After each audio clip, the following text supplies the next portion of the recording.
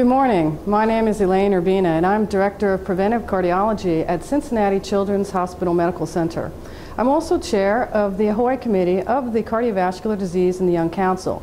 That's the Atherosclerosis, Hypertension, and Obesity in Youth Committee.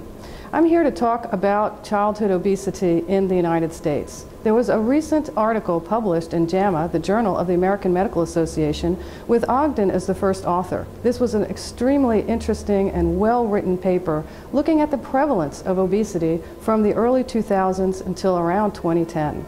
There's some very interesting data that were presented. For instance, overall, there has not been a significant change in the prevalence of obesity in the United States. This actually is good news because if we've plateaued in terms of the obesity epidemic, maybe we're gathering a foothold and can make some changes. Now, when you delve into the data a little bit more precisely, you can see one really good piece of news. In the age group of 2 to 5 years of age, there's actually been a decrease in the prevalence of obesity from over 13% down to 8.4%.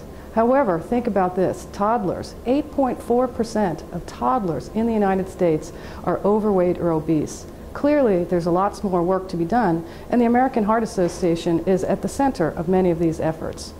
On the other end of the spectrum, we also saw an increase in prevalence of obesity in women over the age of 60. So certainly there's more work to be done, and we really need to work hard on this if we're going to be successful in reaching American Heart Association's 2020 goals of good health behaviors and low levels of health risk factors for all to prevent heart disease and stroke. Thank you.